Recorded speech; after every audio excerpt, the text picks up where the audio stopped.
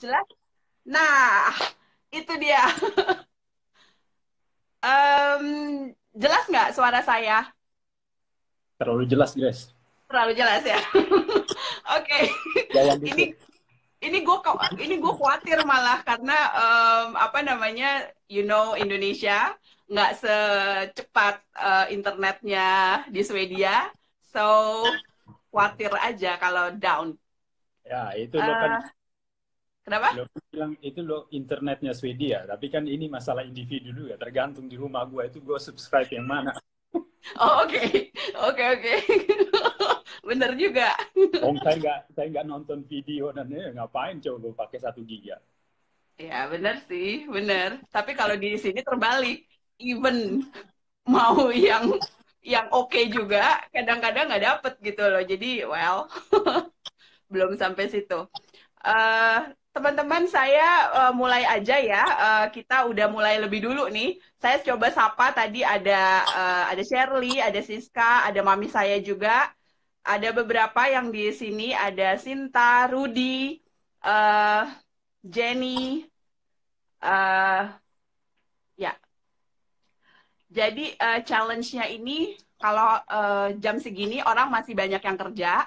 Jadi ada banyak juga yang sebetulnya lihatnya itu recorded-nya gitu. Jadi apa namanya, setelah ini justru baru banyak yang lihat gitu. Eh Kaspar, apa kabar? Baik-baik, Grace. Oke. Masih Lagi work from everywhere? ya work from home, but home for me is technically everywhere, termasuk di Oh, hutan ya. ya, oke. Teman-teman, saya sekarang bergabung dengan teman saya di Swedia, di Stockholm. Sahabat saya, Gaspar Wosa. Kita udah temenan sekitar 25 tahun, mungkin lebih lama dari Dani yang sudah 20 tahunan. Em, Dia saat ini bekerja di Ericsson sebagai Director of Innovation and AI Automation. Dan kita kali ini akan membahas tentang satu topik yang menarik, untuk saya menarik, tentang artificial intelligence. Tapi sebelum ke situ, biasanya saya akan ngajakin teman-teman untuk mengenal dulu siapa tamu saya kali ini. Gaspar, kita kan akan ngomongin soal artificial intelligence. Itu hubungannya sama teknologi gitu ya. Bisa cerita nggak? Lu tertarik dengan teknologi itu dari kapan sih? Itu dari early stage of your life atau later? Bisa cerita nggak? Ya, oke. Ya, saya lahir di Sumba sih, jadi ya di kampung sana di Pulau Sumba.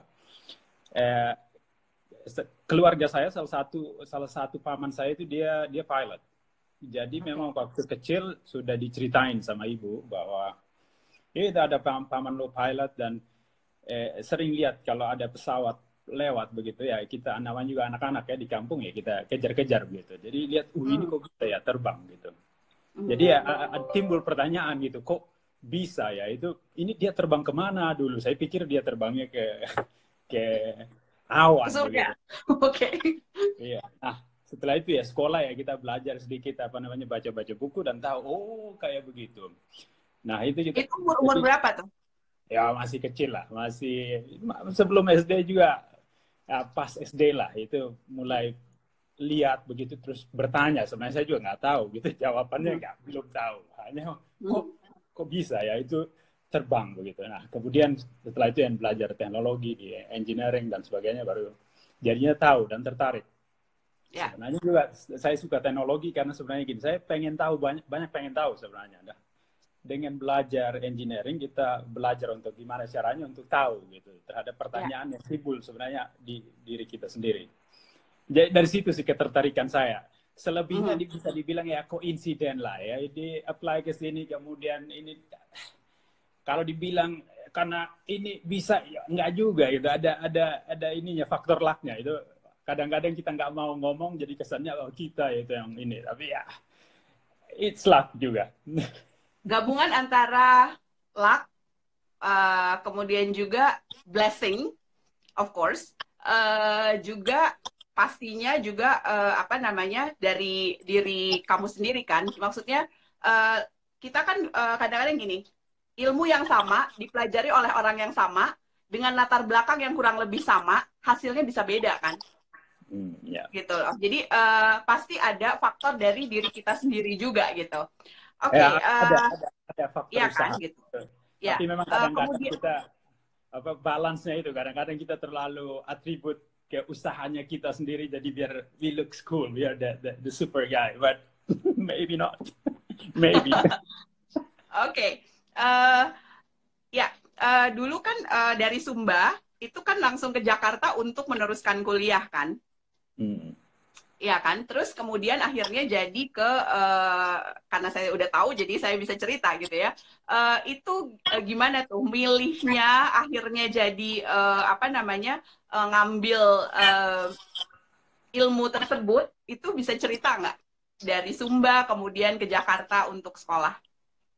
Sebenarnya yang pilih itu sebenarnya sepupu saya sih. I mean to be ini ya, be honest gitu ya. Itu dulu ada dua pilihan. Saya dulu ditawarin apa namanya scholarship untuk masuk ke IPB dulu, untuk masuk ke teknik apa namanya ilmu tanah gitu deh, kayak gitu deh. Saya lupa juga sih. Jadi ada urusan dengan ilmu tanah. Mungkin karena saya petani ya, dari keluarga petani ya, tertarik juga sih. Hanya ya. Malas juga sih. Terus sepupu saya bilang, oh kenapa nggak coba tes di Politeknik UI waktu itu.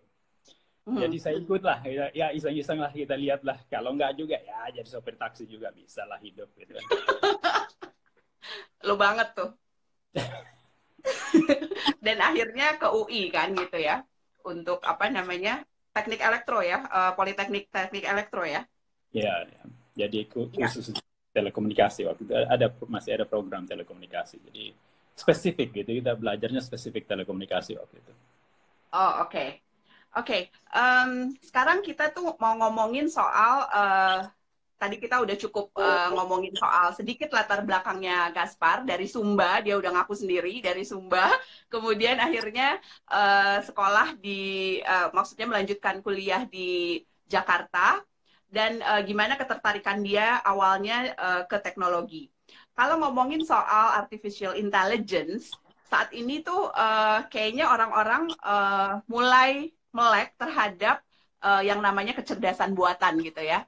Tapi sebetulnya apa sih gitu? Kalau kita ngomongin AI atau artificial intelligence tuh apa sih sebenarnya gitu? Bahasa sederhananya, bahasa sehari-harinya tuh apa? Ya sebenarnya kalau dilihat dari aplikasi di end user, contohnya misalnya Grace, waktu lo buka handphone lo kan mungkin pakai iPhone atau pakai ini ya, pakai Android. Lo pakai ini kan face recognition kan sebenarnya untuk buka itu, jadi lo langsung gini aja terus si kameranya itu akan menangkap profil mukanya. Nah yang di belakang teknologi itu yang membuat si software itu tahu bahwa oh ini benar si Grace, ini bukan si Siska misalnya. Teknologi itu yang sebenarnya Siska adik saya. Ya, itu contohnya. Jadi si teknologi ini yang bisa membedakan, walaupun ya ini kakak jadi biasanya ada sedikit kesamaan dari sisi apa ya rupa dan sebagainya. Itu si software ini bisa untuk membedakan bahwa ini benar si Grace. Jadi karena ini handphonenya si Grace dan ini si Grace yang nongol di depan kameranya, ya dia butuh akses, jadi dikasih akses. Jadi di program seperti itu softwarenya. Dalam banyak hal, jadi kalau kita bilang artificial intelligence sebenarnya itu teori dan development di computer science, di mana dipakai data itu untuk membuat keputusan atau membuat inference dari data yang dipakai oleh si software ini untuk menentukan, misalnya apakah si orang yang nongol di depan kameranya ini si Grace atau si Siska atau orang yang lain. Nah, sederhananya seperti itu. Sebenarnya kita memakai ini di dalam banyak faset hidup kita. Contohnya misalnya gini, lo mau pergi ke Senayan misalnya gitu kan, lo typing search di Google Map gitu kan. Nah, itu kan yang nyari jalan yang mana yang paling optimal dan sebagainya itu sebenarnya si machine learning ini yang subfield dari artificial intelligence untuk membantu kita menentukan pilihan gitu. Kalau di bisnis lebih dari kita bilang ini itu mesin untuk mereduce cost of the prediction, karena kita predict bisnis ke depannya, ke future, misalnya invest kemana, build produk yang mana, targeting customer segment yang mana, seperti itu. Contohnya misalnya di Instagram ini yang kita pakai ya, itu kalau kita post begitu, kemudian kita follow orang tertentu, misalnya saya follow si Sofia Lachuba gitu kan, jadi si mesin ini dia belajar gitu, oh ini gambar yang di like sama si Gaspar ini di Sofia Lachuba ini pasti Sofia lagi yoga, mungkin si Gaspar suka yoga gitu. Kemudian dia lihat juga, oh di belakangnya itu ada kacamata itu merek Ray-Ban gitu. Jadi si software ini dia bisa identifikasi si objek yang ada dalam gambar atau live feed-nya si Instagramernya ini loh yang saya ikuti. Nah, kemudian karena dia tahu saya suka gitu, karena saya like kan, saya itu videonya si Sofia Lachuba. Si Sofia Lachuba ini agak sedikit mirip-mirip dengan si siapa ya? Ya siapa lah artis di Indonesia, salah satunya. Karena si artis itu juga pernah post misalnya yoga gitu. Kemudian dia juga pakai kacamata dan ini ada anjingnya, ada kucingnya juga dan sebagainya.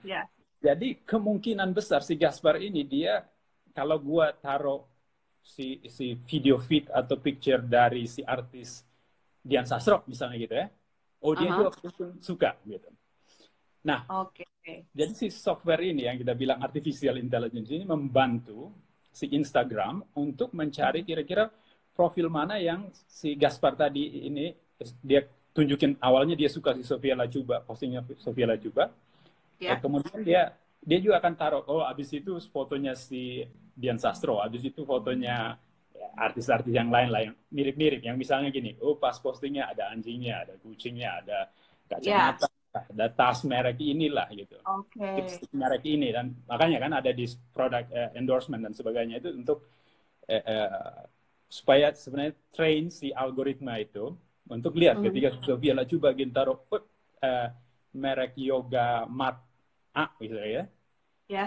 Nah, si mesin learning algoritma ini dia akan cari juga yang kira-kira mirip. Ini karena berurusan jadi dengan sampai sedetail itu ya. Jadi bukan hanya yang mirip-mirip Sofia Lachuba, tapi sampai barang-barangnya aja juga bisa didetek gitu ya, bisa akhirnya ketahuan. Maksudnya, mungkin nih orang seneng juga sama yang lain-lain dalam foto atau video tersebut gitu ya. Jadi di computer vision itu kalau salah satu subfield di artificial intelligence itu memang untuk image detection, jadi object detection. Jadi dalam misalnya gambar gitu ya, kita lihat di gambar itu misalnya saya pakai jamnya Rolex misalnya, saya pakai baju ini patternnya seperti ini, itu kan dia bisa search di database-nya itu bajunya. Jadi itu nanti dipakai untuk jual ke pemilik advertisement kan, at the end business modelnya advertisement. Jadi dia orang ini jam Rolex, mungkin dia suka model tipe jam yang Rolex gitu kan, jadi dia taruhlah advertisement yang mirip-mirip dengan itu. Jadi karena dia tahu kita suka gitu ya, suka baju tipe checkered gitu kan, jadi di Instagram feed saya, ya kalau advertisementnya ya yang checkered semua lah gitu, karena dia tahu si Gaspar ini suka baju yang checkered gitu kan. Kayak gitu sebenarnya, kayak inference engine. Apa namanya tadi kan Gaspar udah ngeliatin contoh misalnya dalam penggunaan social media, khususnya Instagram gitu ya.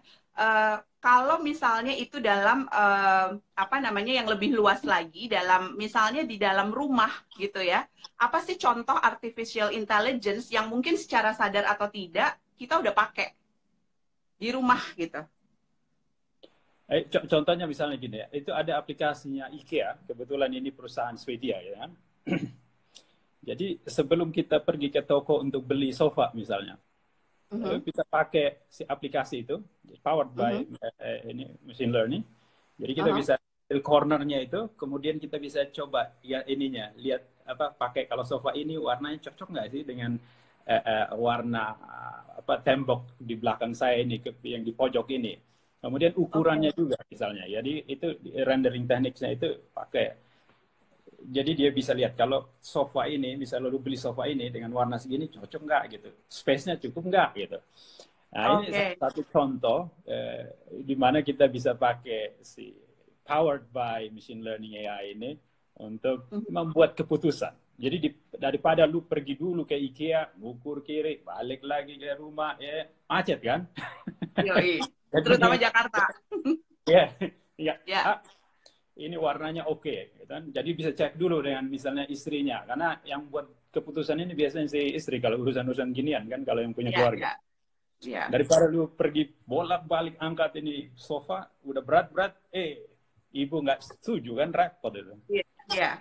Oke, jadi itu ya salah satu apa namanya penggunaan atau benefit dari adanya artificial intelligence. Kalau dalam hal transportasi itu contohnya kayak gimana? Oh ya, by the way teman-teman, kalau yang ada yang mau menanggapi, mau bertanya atau komen, silahkan kasih komennya di sini dan semoga bisa kita jawab atau kita tanggapi nanti. Oke? Kalau dalam hal transportasi itu kayak gimana ya? Kalau terutama transportasi publik ataupun transportasi yang kita pakai mobil kita kayak gitu, apa penggunaan artificial intelligence dalam hal transportasi? Oke, nah ini kalau kita envision yang ke depannya, jauh ke depan ya, contohnya robotaksi misalnya gitu kan. Jadi nggak perlu ada sopirnya, lumayan kan. Jadi lo nggak perlu bayar gaji sebenarnya sopirnya. Ini cuma salah satu contoh ke depannya. Ini juga field yang cukup susah sih. Saya lihat perkembangannya. Walaupun saya sendiri nggak terlalu berurusan dengan itu. Tetapi sama tekniknya yang dipakai juga sama. Karena bisa mempermudah untuk mobilitas kita. Dan juga unit cost mobilitas itu jadi berkurang secara drastis. Contoh-contoh misalnya gini ya. Kalau trucking gitu ya, di logistik kan kebanyakan kalau distribusinya di end-nya itu dipakai truk-truk itu ya. Untuk optimize misalnya route-nya mereka, kemudian gimana loading optimization dari si truk-truk itu, misalnya barang apa yang kita harus pack duluan di paling bawah, kemudian di paling atas sesuai dengan unloading strateginya nanti di tujuan nanti.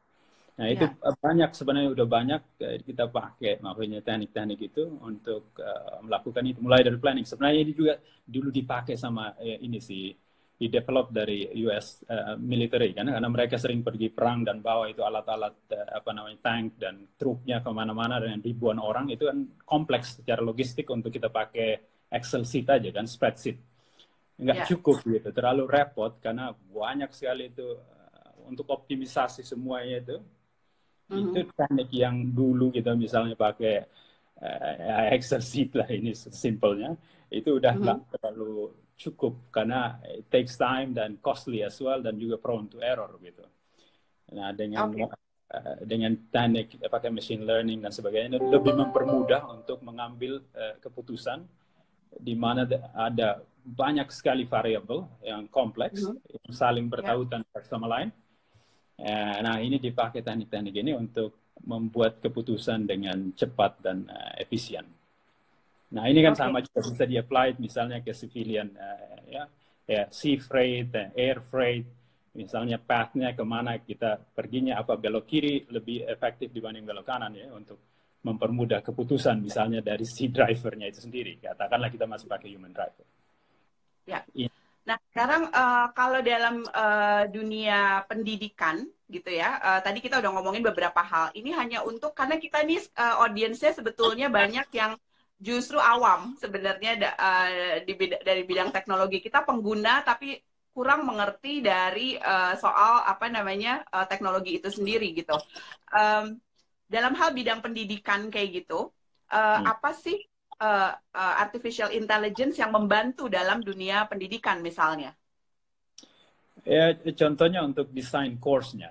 Itu kan kalau sekarang kan modelnya seperti ini. Ini model class base ya. Satu kelas kita anggap aja ya kemampuannya rata-rata dari ini si murid itu gitu kan. Tetapi kalau kita lihat ke depannya justru lebih kita bisa tailor ke masing-masing kemampuan dari si individu itu sendiri ya. Jadi kita juga appreciate keunikan dari setiap anak-anak kita dan cara belajarnya yang berbeda. Karena ya, ada anak-anak yang sangat gifted, tapi kalau ditaruh di kelas yang biasa, justru kita merasa bahwa anak itu justru nggak bisa gitu. Padahalnya ya Iya. belum tentu. Hanya karena kita nggak tahu aja sebenarnya bahwa anak ini punya kemampuan khusus dan dia butuh learning environment yang khusus juga begitu. Nah, Hmm. dengan machine learning ini kita bisa belajar dari data itu ya. Jadi gimana kita buat desain course-nya yang sangat spesifik, sangat target ke spesifik individual. Oke. Eh, Kalau itu tadi kan ngomongin soal apa namanya soal pendidikan gitu ya, soal apa artificial intelligence di bidang pendidikan. Eh, Kalau kita sekarang ini ngeliatin dunia kerja, khususnya setelah COVID ini juga gitu ya, even sebelum COVID juga gitu, dunia kerja itu kan mulai digantikan oleh mesin sebetulnya. Mungkin bukan digantikan, tetapi mulai banyak dibantu oleh mesin gitu kan. Apa namanya, pekerjaan-pekerjaan menjadi dimudahkan karena mesin gitu. Nah, Hmm. kalau ngeliat sekarang ini trennya gara-gara artificial intelligence uh, atau gara-gara IoT, Internet of Things, uh, pekerjaan apa aja sih yang biasanya atau sekarang ini trennya itu akan hilang secara perlahan? Ya, ya ini sebenarnya juga bukan bukan ini ya, bukan kita mengandai-andai ke depannya. Di kantor sendiri saya punya beberapa teman, mereka ini line manager, jadi mereka memang punya staff. Dan beberapa staffnya itu sebenarnya bukan manusia sebenarnya. Ini tapi di dalam Oke. reporting HRMS-nya kita itu Uh-huh. ada. Kalau kita lihat di organization chart itu ada itu. Padahal itu cuma software aja itu. Oh, Uh, wow. itu bots sebenarnya yang dipakai Uh, untuk automate certain process gitu. Misalnya begini ya, wow. saya lapor misalnya saya nggak lapor lagi time report saya karena memang ada botsnya saya yang lapor gitu kerjanya saya itu apa aja jadi nggak ribet gitu Wow. time report. Nah ini ya di sini sih maksudnya ini di line manajernya itu ada banyak bots karena mereka spesifik untuk lapor inilah untuk chasing purchase order dan sebagainya di sales side-nya. Ya. Uh, tapi kalau kita lihat ya ada beberapa properties yang sebenarnya dengan mudah diganti oleh Mhm. si robot lah istilahnya. Kita bilang aja software robot. Ya. Contohnya apa namanya pekerjaan yang repetitif, kemudian Hmm. manual dan nggak terlalu banyak variasinya dan nggak membutuhkan intuisi dari si manusia itu sendiri dan itu Nggak perlu mudah judgment untuk gitu ya. dilakukan. Ya, contohnya tadi untuk ngisi time reportnya saya sendiri. Ya ngapain? Karena ini ya jelas ini. Maksudnya inputnya apa, outputnya apa. Outputnya ngisi time reportnya saya. Mhm. Inputnya itu tadi kegiatan saya selama sehari-hari ya. Nanti si software ini dia akan ngambil langsung sejam dia lakuin ini, sejam dia lakuin ini, dia istirahat dan sebagainya itu kan bisa kelihatan dari komputernya kami karena di record juga itu aktivitasnya. Oke. Nah, kalau kayak berarti kalau yang repetitif gitu, saya ngebayangin itu ya kayak misalnya kerjaannya guru gitu kan. Kerjaannya guru kan apa ya namanya? eh, Ulang-ulang gitu aja kan. Maksudnya dari angkatan saya ke angkatan adik saya mungkin kurang lebih kalau mau ngomong sejarah ya berarti kalau lagi materi pelajaran sejarah atau matematika ya begitu-begitu aja gitu kan. Itu bisa tergantikan dong ya kayak guru, dosen dan sebagainya gitu. Ya, tergantung sih kalau dibagi juga ya, dari kegiatan belajar mengajar itu ya. Kalau cuma hanya untuk disseminate informasi ya, ya itu kan gampang sebenarnya untuk bahkan misalnya saya contohnya begini ya, saya backgroundnya bukan anak computer science gitu, tapi saya take course dari MIT apa segala hanya dan ini kan top professor yang you know they hard to be replicated kalau di real life ya karena ini Iya, ya badan ini hanya apa namanya teachingnya dia ketika itu di codify ke dalam bentuk digital ya video lecture-nya itu loh iya. saya juga bisa gitu nggak ada lagi batasan nih mau anak dari kampung di Sumba pun sebenarnya dia kalau mau sekarang untuk belajar ya bisa ini ngambil course di MIT atau di Harvard dan sebagainya nggak ada lagi batasannya dengan model belajar yang dulu yang di constraint sama physical apa kelasnya itu. Nah, jadi tapi juga memang mesti dibagi-bagi di situ, karena nggak semua juga bisa di completely di eliminate ya. Iya. Ada aspeknya itu tadi human interaction dan sebagainya yang kita butuh juga. Tapi fungsi guru itu lebih sebagai kayak coach aja sebenarnya, mentor sekarang. Karena sebenarnya the rest you can actually do it lewat internet. Justru kadang-kadang lebih mudah karena begini, saya bisa belajar dari lo, Grace, karena kita sama-sama, misalnya lu udah duluan ya, sedikit lebih duluan, lo lebih pintar gitu. Saya bisa belajar itu karena lebih kontekstual learning path-nya tuh. Si guru ini tadi dia ternyata 10 tahun, 20 tahun yang lalu gitu kan, dia nggak terlalu begitu bisa mengerti kontekstual learning path-nya saya sekarang gitu.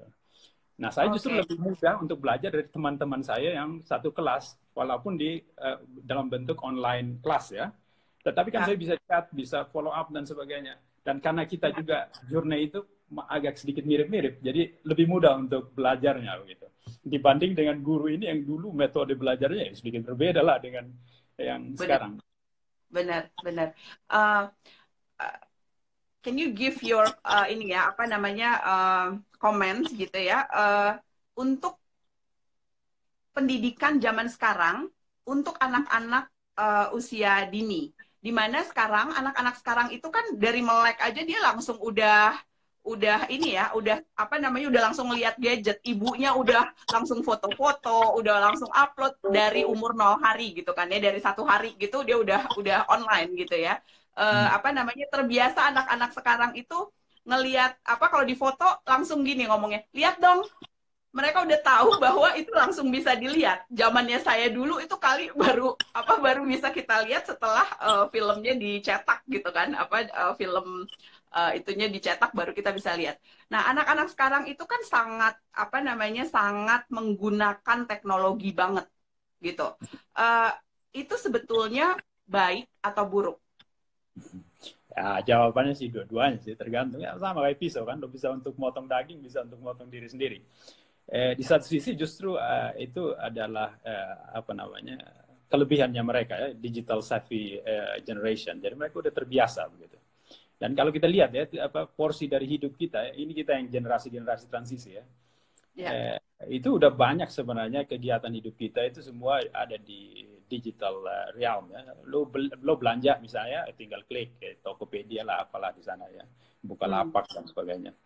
Jadi banyak aspek hidup kita ini udah kita pindahin ke digital realm. Kerja misalnya, saya kerja work from home or work from everywhere technically. I can work from everywhere gitu.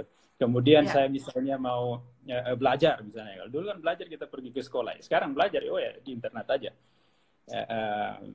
Jadi memang ada advantage-nya sebenarnya dengan generasi yang sekarang, dengan mereka sangat savvy gitu ya dengan digital tool apa dan sebagainya. Itu keuntungannya ya. Kelemahannya ya mungkin kita lihat ya, agak sedikit mereka glued to their ini, jadi kadang-kadang lupa lupa kayak social interaction antara manusianya gitu ya. Kemudian juga ya kebanyakan main game ya, olahraga dikit lah sambil pusap-pusap atau lari-lari ya. Harusnya sih balance seperti itu sih menurut saya. Dan kalau orang tua harusnya dibuat gitu, gimana caranya supaya mereka ini well balanced individual and member of the society juga gitu. Karena ini sangat penting kan, at the end for example, we interact with the other human. Kalau misalnya kita memimpin organisasi, well, you lead few people who have real feeling and all those things. They are not really like a character. Mereka bukan karakter di dalam ini digital platform. Oke. Pindah lagi sekarang kita di bidang yang lain, yaitu tadi kita udah ngomongin pendidikan. Sekarang kita pindah lagi ke bidang kesehatan. Khususnya sekarang ini karena kita kena COVID dan segala macam, artificial intelligence itu membantu di bidang kesehatan medis kayak gitu. Itu tuh contoh-contohnya, bisa kasih contoh nggak kemudahan yang akhirnya bisa dipakai di bidang medis gitu ya, di bidang kesehatan? Broad banget, jadi kesannya saya tahu banyak, padahal sih cuma tahu. No. Underlying tekniknya sih emang sama sih, emangnya mengerti. Nah, oke lah. Contohnya kalau di bidang kesehatan, misalnya kalau Grace jadi radiologis kan, itu mereka misalnya taking scan brain kita pada sebagainya gitu kan. Itu kan ada image-nya. Nah, image itu nanti diinterpretasiin sama si expertnya. Apakah misalnya ini ada tumor dan sebagainya gitu kan. Ya. Nah, masalahnya kita human kan ya, namanya juga human ya, we err gitu ya. Ya, banyak bisa aja buat kesalahan, kadang-kadang lagi ngantuk, kadang capek, urus keluarga dan sebagainya. Si expert Ya. ini juga kan bisa ya lapse lah istilahnya buat kesalahan. Nah mesin kan nggak punya problem dengan itu kan. Anyway, you just put taruh powernya, they will do all night 24/7. Dan juga mereka konsisten karena memang di train itu ya, struktur knowledge-nya itu di train dan mereka akan repeat itu. Jadi variasi, kalau kita tanya expert ini, kasih gambar yang sama, di expert yang 100, itu ada 2 opini biasanya, atau ya, more than 2 opinions at least. Kalau software ya agak sedikit lebih tight ininya, variasinya. Jadi ya itu kan probabilistic machine gitu ya, tentu aja dia bisa juga melakukan kesalahan gitu. Ya. Tetapi kalau kita tanya 100 expert ya biasanya ada banyak opini. Nah ini yang kalau software ini dia lebih konsisten lah sebenarnya dari sisi opini tentang misalnya cross section dari otak kita ya untuk lihat tumor gitu. Nah, itu salah satu contohnya. Ya, kan kalau orang yang mau jadi dokter, dia kan sekolahnya belasan tahun tuh, 7 tahun, 6 tahun, 7 tahun itu baru kalau nggak itu pun kalau nggak fail gitu ya, itu baru lulus tuh, baru dokter umum lah ya kayak gitu. Habis itu dia mungkin praktek dulu, kemudian ambil lagi sekolah mungkin another berapa lagi, 4-5 tahun lagi untuk spesialis gitu ya. Jadi belasan tahun hidupnya, mungkin 15 tahun hidupnya itu apa namanya untuk menguasai satu bidang gitu ya, misalnya bidang apapun itu, radiologi, apa namanya psikologi, psikiatri atau urologi dan sebagainya. Nah, apa namanya, kira-kira kalau AI itu bisa nggak ya mempercepat proses itu gitu? Ya emang kalau kita lihat di media itu kesannya wah ini AI akan komplit diganti si dokter ini. Padahal ini sebenarnya it is a very good augmenting tool, alat untuk augment Grace ini bahasa Indonesia saya lupa. Augment. Yes. Complementary sebenarnya ya dengan skill experience dari si dokter ini atau spesialis ini sebenarnya justru bisa dibuat lebih baik lagi dengan bantuan alat-alat seperti ini. Karena ya seperti Grace bilang, karena kita sebagai manusia, misalnya kita belajar kan ada keterbatasan. Misalnya inputnya kita untuk belajar kan dari mata sama telinga misalnya gitu ya. Yeah. Itu kan ada keterbatasan karena untuk sampai di otak kita misalnya. Saya lihat ini aja kan ini ada neural pathway yang ke otak ini. Nah ini ada keterbatasan. Nah mesin ini kan kita bisa buat paralel gitu. Jadi dia bisa learning dari 1,000 expert in a quick way. Jadi si software ini juga dia punya kemampuan yang bagus yang si expert ini sendiri bisa dipakai untuk konsultasi awal lah seperti itu. Karena awal-awalnya itu yang ini kan penting untuk kira-kira ini probabilitasnya untuk melihat symptoms awalnya gitu ya. Ya, atau ngasih insight awal gitu. Kemudian si expert ini sendiri bisa untuk menentukan juga. Jadi dibandingkan misalnya gini ya, kalau dia harus lihat datanya beberapa poin, dia mungkin bisa seleksi 2 atau 3 picture aja yang mungkin di situ dia bisa lihat, oh benar ini ada si tumor ini di sini nih. Nah si mesin ini kan dia ngambil misalnya 1000 gambar dari cross section dari si brain itu sendiri, dia kan bisa identify gitu. Misalnya lo mengambil gambar tiap detik juga ya, si mesin ini bisa dia untuk lakukan comparison mana gambar yang paling baik untuk si expert ini pakai sebagai input dari keputusan akhirnya. Oke. Itu ya kalau ngelihat apa namanya AI ini tuh kayaknya kok mesin makin lama makin pinter gitu ya. Apa namanya akan kalau untuk masa depan pengembangan machine learning masa depan itu akan kayak gimana sih dunia masih future-nya itu akan kayak gimana sih kalau akhirnya AI itu udah makin pinter gitu loh.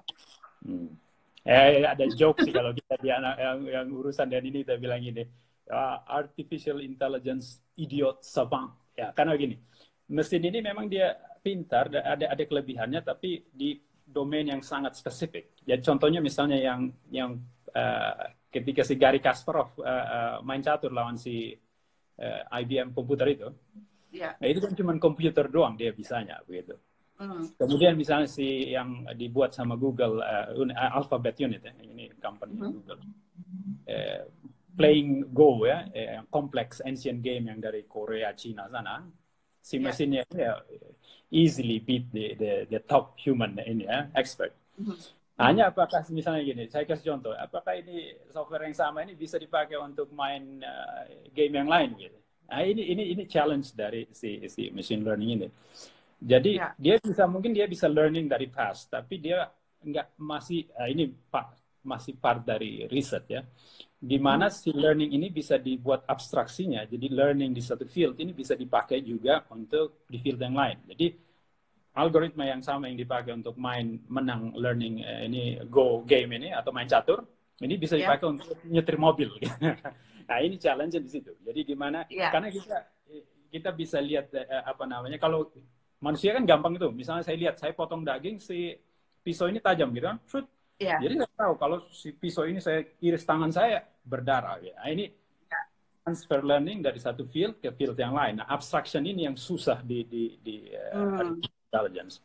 Jadi dia masih memang constraint ke hal-hal yang sangat spesifik aja. Jadi memang dia excel di narrow field. Karena ini sebenarnya handcrafted human knowledge yang di-apply gitu. Oke. Jadinya kalau misalnya itu kan benefitnya ya. Maksudnya kita maksudnya mesin yang makin pinter itu benefitnya itu kita akan lebih dimudahkan. Tetapi yang menjadi kekurangannya apa? Selain itu tadi, dia hanya hanya tertentu, belum tentu dia bisa untuk dipakai ke yang lainnya atau berpikir untuk yang lainnya gitu ya. Sebetulnya apa sih negative side dari artificial intelligence? Ada nggak sih, kalaupun ada?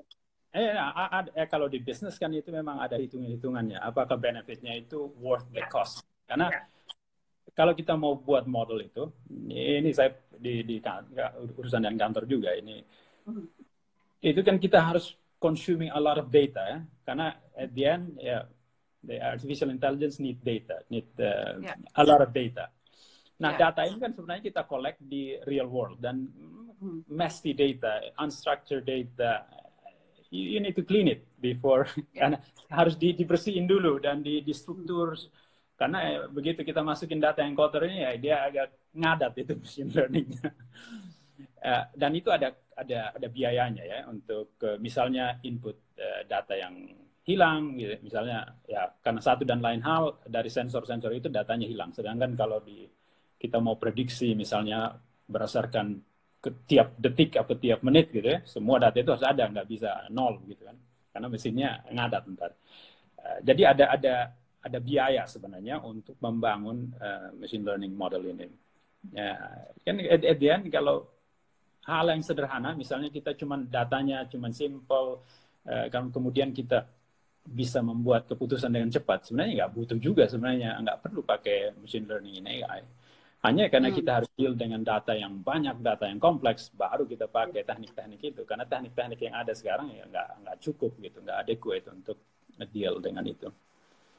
Jadi itu dan juga misalnya gini, ini kan probabilistic machine gitu, probabilistic ya, mungkin salah gitu, walaupun mungkin akurasinya mungkin 99,9%, tapi dampak dari keputusan yang diambil dengan kita pakai insight dari si software ini, kalau itu irreversible itu kan repot begitu. Contohnya misalnya gini, self-driving car ini kan, ketika dia harus memilih misalnya saya tabrak kiri atau tabrak kanan, atau supaya avoid tabrakan saya terjun ke jurang. Ini kan ada sedikit ethical issue yang harus di-address, karena kita sebagai society dan tentu harus memikirkan hal-hal seperti ini. Contohnya juga misalnya dipakai di Departemen Kehakiman di US itu kan dipakai itu untuk menentukan misalnya kira-kira ini berapa tahun dia kena ini apa Oh, namanya penjara misalnya.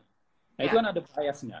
Jadi Hmm. kalau dimasukin misalnya ininya feature-nya ini kayaknya kayak gini ya orang berkulit gelap seperti saya ini ya tentu dia justru lebih banyak maksudnya berapa tahun lebih gitu dibanding kalau saya kulitnya lebih fair. Jadi bagus juga Putih. Grace. So, kalau beli itu pemutih kulit itu ada ininya. Ada dampak realnya. Ada Jadi dampaknya ya. kalau lo melakukan apa namanya uh, nyuri apa gitu ya lo penjara mungkin 2 minggu. Kalau gua karena ini kompleksiti dan Gelap. ini sebulan gitu. Nah ini Oke. problem dengan mesin-mesin ini. Jadi ada Hmm. biasnya. Gitu. Dia tergantung di mana kita train si mesin ini. Nah ini yang Oke. kita harus avoid kalau di society ya. Jadi Iya. misalnya gini, ada satu keluarga di US, jadi mereka ini join unit ya. Mhm. Si cowoknya dia apply untuk dapat kredit. Batas maksimumnya, 1 juta. Istrinya apply untuk the same credit, dapatnya cuma 500 Oke. ribu. Jadi Hmm. kita tahu sebenarnya di algoritma ini dia agak ada biasnya toward man gitu. Karena memang data yang kita pakai untuk Oh, train model ini ya, dia bias. ya, ya, Ini kan nggak fair gitu ya. ya, Injustice yang diinjek dari AI atau machine learning ini. Ya, ya. menarik sih melihat. Karena kami juga lakuin hal ini karena ada namanya istilahnya algorithmic governance. Jadi Mhm. untuk ensure there is no bias, injustice being ini ya, inject. Kadang-kadang kita nggak sadar juga karena ini kompleks itu kan ada black Ya, box aspect of it. Jadi input output di tengahnya itu ya gray ya execute ini why the machine actually give this kind of recommendation ini sama-sama yang kita nggak terlalu mengerti juga karena itu kompleks. ya. Itu menarik ya. Termasuk kayak misalnya tadi Gaspar baru ngomongin soal apa namanya autonomous car, driverless kayak gitu. Itu kan tingkat kepercayaan orang terhadap apa namanya terhadap kendaraan yang nggak ada supirnya eh apa ya masih rendah gitu maksudnya tapi kalau sebetulnya kalau dari rata-rata itu sebenarnya kalau driverless gitu itu sebetulnya lebih aman disupirin apa lebih aman apa sih namanya mendingan nggak ada supir gitu loh. Nah, ya ini human Jangan aspek. bandingin sama saya ya kalau saya nyetir ya jangan bandingin. Nah, emang parah loh emang Des. Oke. Jadi ini about trust in other human, trust on things. Ini kita apply different ini view. Kalau secara hard statistik, misalnya di US saya tahu itu ada tiap tahun itu ada sekitar 50.000 orang yang meninggal karena kecelakaan ya karena sloppiness dari human driver. Ya. Tapi begitu ada satu orang yang meninggal di Arizona kemarin itu yang mobilnya si Tesla, si Elon Musk. Itu kan Langsung. Ya. ya. Jadi emang we apply different kita apply different metric gitu ya ke mesin gitu. Ya, jadi tapi at the end sebagai society we have to decide right which one that karena kita juga nggak bisa expect bahwa dia akan 100% perfect ya. Seperti saya bilang tadi ini probabilistic machine gitu. Ada probabilitas walaupun mungkin kecil tetap aja ada probabilitasnya gitu. Dan juga ya karena at the end real world is messy right. Ini si mobil ini kalau di Indonesia misalnya ada sampah datang tutup itu sensornya ya repot ini. Iya ya. Ini soalnya pernah lihat di YouTube gitu ya tentang apa namanya autonomous car ini itu dicoba sama salah satu merek kalau nggak salah Mitsubishi deh kalau nggak salah itu nyoba dengan kerjasama dengan Uber di Singapura. Itu gue lihat di YouTube gitu. Dan lucunya kan nggak dibilang gitu. Jadi orang pada mesen dan yang datang itu mobil tanpa supir. Nah, orang yang biasa naik, dia nggak lihat dulu gitu. Jadi dia ada yang sama temennya dia naik, dia main ngobrol-ngobrol aja. Dia udah nggak lihat lagi si supirnya.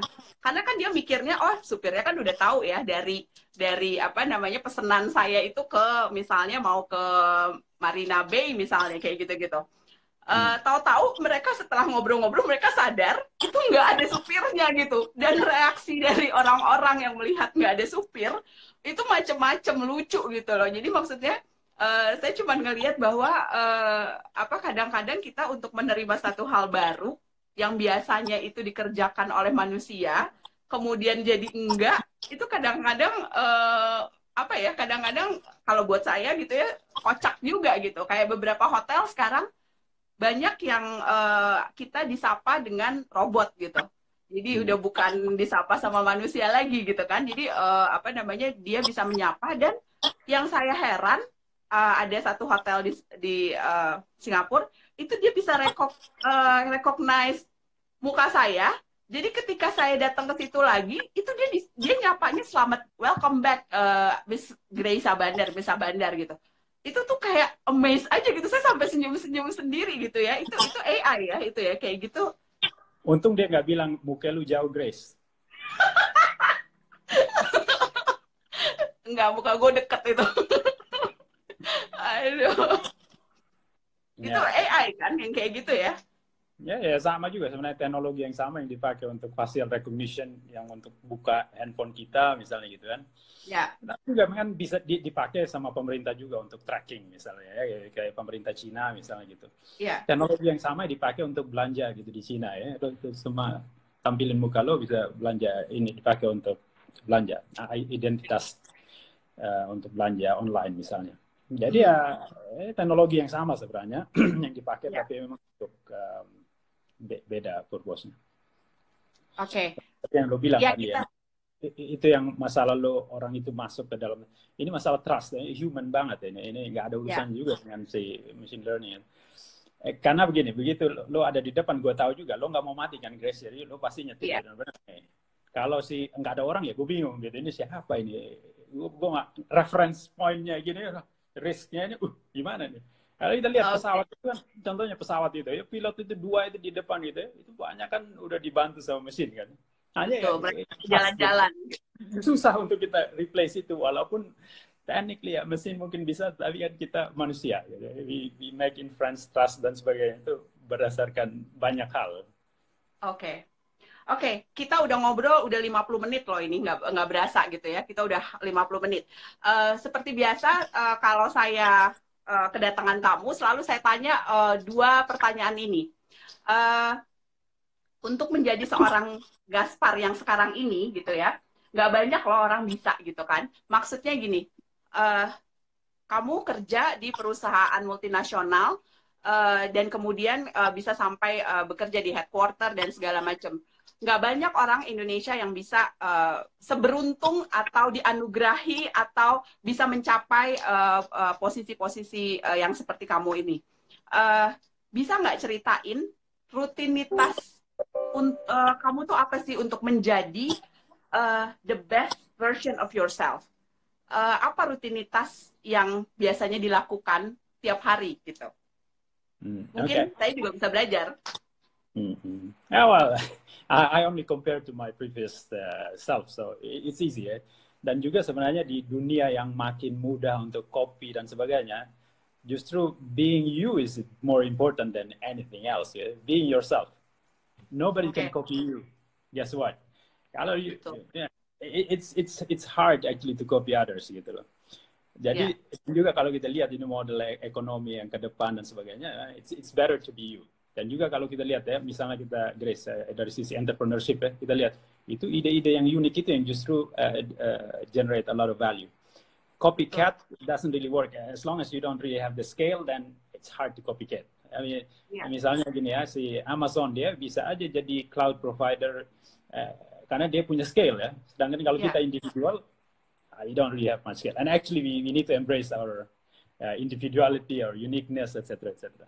Ya, jadi seperti saya bilang tadi, saya cuma compare diri saya dengan diri saya yang kemarin aja. yang Jadi kemarin. ya, Ya, ya bangun pagi ya, oke lah. Orang bilang berdoa, meditasi, to calm down ini, just plan. Olahraga dikit, lari-lari, push up lah apa dan sebagainya. Kemudian ya karena saya hobi baca ya senang baca aja, biasanya baca beberapa buku, kemudian di Twitter, baru kemudian ya saya biasalah kerja normally, kemudian ya take time to take a rest as well, karena ketika kita belajar kita juga butuh refleksi gitu kan, untuk benar-benar instinct learning gitu.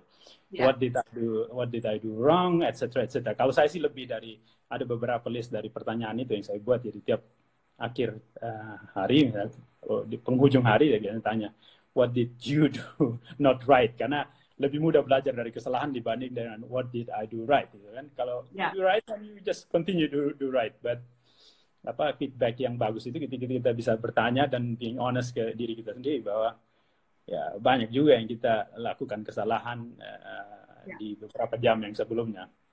Nah, kayak gitu aja, nggak nothing specific, and at the end. No, itu justru nggak semua orang loh melakukan hal itu gitu ya, being honest, menjadi diri sendiri, dan kemudian juga di akhir hari itu mengevaluasi apa yang kita udah bikin kesalahan dan kemudian berusaha untuk memperbaikinya di hari yang mendatang gitu ya. Oke, tadi udah bilang juga bahwa rutinitasnya itu adalah membaca. Bisa nggak rekomendasi atau kasih share dong ke kita satu buku atau dua buku yang punya impact terhadap diri seorang Gaspar? Ini jawab sedikit pertanyaan susah, ya banyak sebenarnya. Tapi kalau memang dari konteks misalnya urusan misalnya machine learning itu, ada buku, sebenarnya itu bukan buku sih, ini kumpulan dari research paper namanya Economic of Artificial Intelligence. Itu menarik melihat itu, karena kita lihat bukan cuma dari sisi teknologinya itu sendiri, tetapi dari sisi kebijakan yang harus diambil oleh sebuah komunitas misalnya ya. Bisa di-share nggak? Ya, bisa ininya. Namanya Economics of Artificial Intelligence. Kemudian ada beberapa profesor itu, misalnya si Eric Dulliamson dari MIT Sloan apa gitu. Itu artikel-artikelnya di situ menarik. Jadi sebenarnya gini, itu excerpt dari buku-bukunya yang mereka ini, ada banyak sebenarnya di situ ininya. Karena anyway, in 200 pages book, most likely you will learn one or two pages. The rest is like whatever. It's just wasting your time. Kalau saya sih lebih senang membaca yang seperti itu. Kemudian kalau misalnya kita punya interest, kemudian curiosity untuk follow through dan buy the book or read more. Tapi biasanya ya di scan dulu kira-kira yang menarik dan trennya kemana, baru di situ kita tentuin. Tapi banyaklah buku ya soal yang bagi saya sih yang selalu menarik ya buku tentang leadership, karena ini The Art of Influencing Other. Menarik, misalnya bukunya Cialdini, Persuasion, The Art of Persuasion apa gitu, saya lupa ininya. Itu buku yang menarik. Kemudian buku ini agak sedikit tebal sih, bukunya Daniel Kahneman, Think Fast and Slow, Behavioral Economics, very important book ya, karena itu bisa mengerti kenapa we do what we do. That is really interesting book as well. Oke. Di sini saya sebelum mengakhiri session saya dengan Gaspar, saya mau juga menyapa ada Mariko, Tata, Joas juga ada Helga, ada Judith, ada Nelly, mungkin ada yang lainnya yang sempat nonton ataupun sempat mampir di acara ini. Terima kasih untuk ini.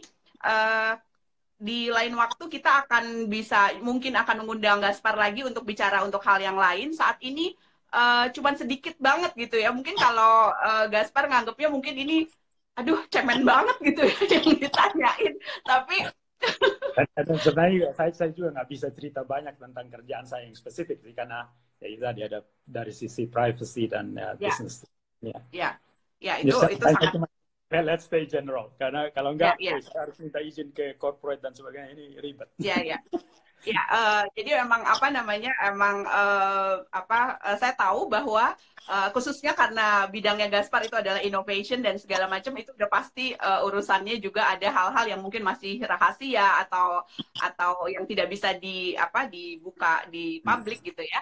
Tapi ada yang bilang nih, Nelly bilang ini inspiring gitu ya. Dia kerja di IBM, latar belakangnya padahal bukan bukan teknologi, bukan orang teknologi, tapi dia kerja di situ. Ada keren par katanya Siska.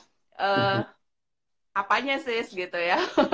Apa isinya atau orangnya gitu kan? Ini kan rada ini. Kemudian di sini ada yang nanya sebetulnya pengolahan big data with AI lebih terprofiling sesuai target user. Itu komen ya, karena Wita ini bidangnya memang di telecommunication dan juga IT. Jadi komennya ini, tapi rata-rata di sini sih orang yang saya lihat bukan orang dari bidang teknologi gitu ya, tapi kita belajar satu hal di sini, lebih banyak tentang artificial intelligence, kegunaannya buat kita dan apa pengembangannya di masa yang akan datang. Mungkin lain kali saya bisa undang lagi Gaspar untuk bisa bicara hal-hal yang lain lagi. Thank you banget udah bisa nemenin saya selama 1 jam ini di acara Grace and Friends. Kemudian nanti di minggu yang akan datang saya akan mengundang teman saya yang lain yaitu Tintin Irawati, dan juga di minggu-minggu yang akan datang kita akan ada Ambassador Corner di acara Grace and Friends ini. Kita akan mulai di bulan Juli, 3 Juli dengan salah satu duta besar Indonesia untuk di luar negeri gitu ya, yang kemudian nantinya akan disusul dengan duta-duta besar asing juga di Indonesia. Terima kasih teman-teman untuk waktunya. Thank you Gaspar udah join. Sampai ketemu dan enjoy your day. Bye-bye. Bye. Bye. Bye-bye.